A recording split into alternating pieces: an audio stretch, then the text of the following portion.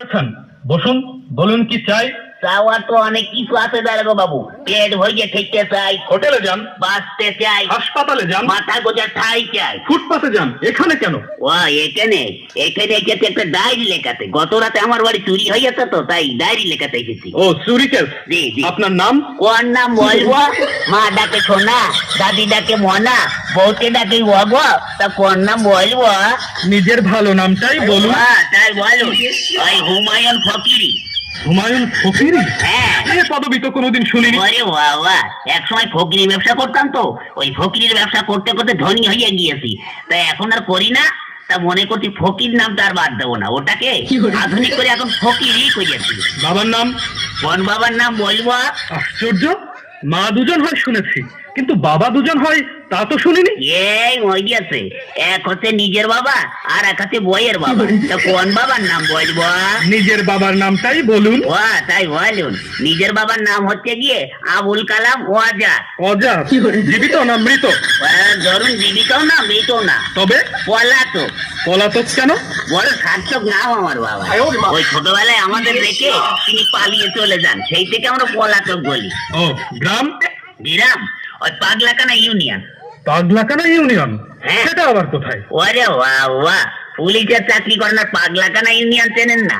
সারা পৃথিবীতে ইউনিয়ন তো মাত্র দুটো, একটা সাগর পাড়ের ইউরোপিয়ান ইউনিয়ন আর একটা হচ্ছে পাগলাকানা ইউনিয়ন।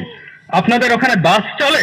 ওরে বাবা, গ্রামে বাস খুব দিয়াদি হয়, এ ওকে বাস দেয়, ও ওকে বাস দেয়। আপনি কত বাস নেবেন? ও সে বাস নয়, ইঞ্জিনের গাড়ি। ইঞ্জিনের গাড়ি চলে? ও তাই বলুন। হ্যাঁ তাও অবশ্য চলে, কিন্তু ওই একটু ভাঙা চুরো তো, একটা চলে ময়ূর আর একটা হচ্ছে টাইটানিক। চুরিটা যখন হয় তখন আপনি জেগেছিলেন না ঘুমাচ্ছিলেন? ওরে বাবা, ঘুমের কি আর জো আছে দাঁড়াগো বাবু? বইয়ের নাক ডাকানি, ছেলে পেলিয়ে তো ঘ্যান ঘ্যানানি, মশার প্যান প্যানানিতে ঘুমাইকার বাবা সাজি। তখন আপনি জেগেছিলেন? তবে আর বলছি কি, প্রথমে না দাঁড়াগো বাবু দরজাটা খুব করে শব্দ হইলো, হওয়ার পরে দেখে একটু লোক ঢুকলো, তখন না আমি একটু ভাবছি দেখি না কি পরে। তখন আপনি ধরলেন না কেন? ধরবো কি, আমি তো ভাবছি দেখি না কি পরে। তারপরে না দাঁড়াগো বাবু আমার বালতির নিচের থেকে আলমারি চাবিটা নিয়ে হঠাৎ করে আলমারিটা খুলে ফেলে একে একে সোনা টাকা গহনা সব বের করে একটা পুটলার মধ্যে বাঁধলো। দেখছেন তবু ধরলেন না?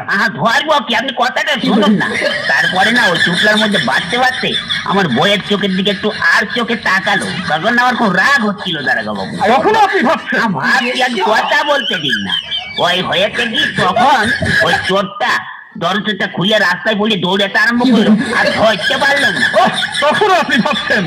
ভাববো না, আমার ঘরে চুরি হচ্ছে, আমি ভাববো না, তা আপনি ভাববেন? ভাবুন ভাবুন, বেশি করে ভাবুন, বোকার মরণ কোথাকার। আমার সোয়াল ধরা কি হবে দাঁড়াগো বাবু? কেন? বাড়িতে গিয়ে বসে বসে ভাবুন, খানা আপনার জন্য কি করে।